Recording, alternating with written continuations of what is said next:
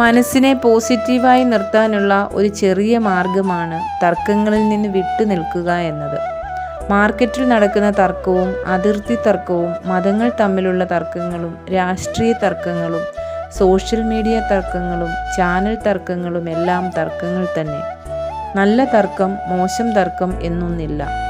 എല്ലാ തർക്കങ്ങളിലും ഞാനാണ് ശരി എന്ന് സ്ഥാപിച്ചെടുക്കാൻ നാം ഓരോരുത്തരും ശ്രമിക്കുമ്പോൾ നമ്മിൽ അഹങ്കാരം എന്ന നെഗറ്റീവ് എനർജി സൃഷ്ടിക്കപ്പെടുകയും അപ്പുറത്തിരിക്കുന്ന ആൾ പറയുന്നതിലെ നന്മ പോലും കാണാനുള്ള മാനസികാവസ്ഥ നഷ്ടപ്പെടുകയും ചെയ്യുന്നു.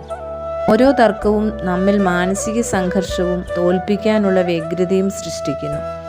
ആത്യന്തികമായി നമ്മുടെ മനസ്സിൻ്റെ ബാലൻസ് തന്നെയാണ് നഷ്ടമാകുന്നത്. നമ്മുടെ തന്നെ സന്തോഷവും സമാധാനവും കുറച്ചു സമയത്തേക്കെങ്കിലും ഇല്ലാതാകുകയും ചെയ്യുന്നു. തർക്കത്തിൽ ആരും ജയിക്കുന്നില്ല, എല്ലാവരും തോൽക്കുന്നു. രണ്ട് ആശയങ്ങൾ പരസ്പരം ചർച്ച ചെയ്യുമ്പോൾ ഒരിക്കലും തർക്കം എന്ന രീതി സ്വീകരിക്കാതിരിക്കുക. സംഭാഷണങ്ങൾ നടക്കട്ടെ.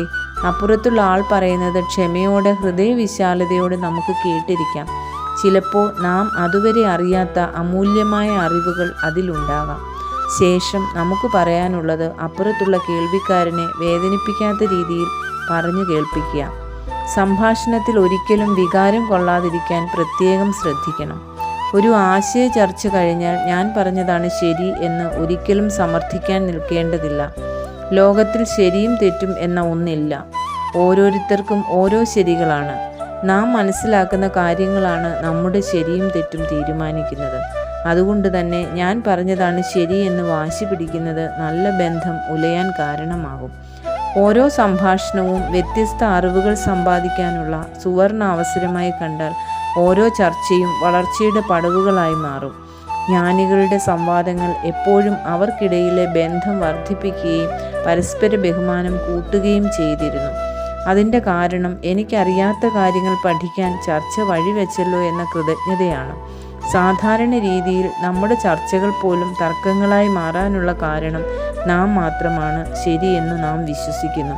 മറ്റുള്ളവർ പറയുന്നത് കേൾക്കാനോ പഠിക്കാനോ നാം ശ്രമിക്കുകയുമില്ല. അവസാനം നാം ജയിച്ചു എന്ന് സ്ഥാപിക്കാനാണ് നമ്മൾ കൂടുതൽ ഊർജം കളയുക. അവിടെ ബന്ധങ്ങൾ ഇല്ലാതാക്കുകയാണ് ചെയ്യുക. തുടർച്ചയായി സോഷ്യൽ മീഡിയയിൽ പോലും തർക്കത്തിൽ ഏർപ്പെടുന്നത് മാനസിക സംഘർഷം വർദ്ധിക്കാനും ഡിപ്രഷൻ അടക്കമുള്ള രോഗാവസ്ഥയ്ക്ക് പോലും കാരണമാകുന്നുണ്ട്. അതുകൊണ്ട് നമുക്ക് തർക്കങ്ങൾ വേണ്ട. സ്നേഹത്തോടെ അറിവുകൾ പങ്കുവയ്ക്കാം. ആദ്യം കേൾക്കുക, പിന്നെ പറയുക.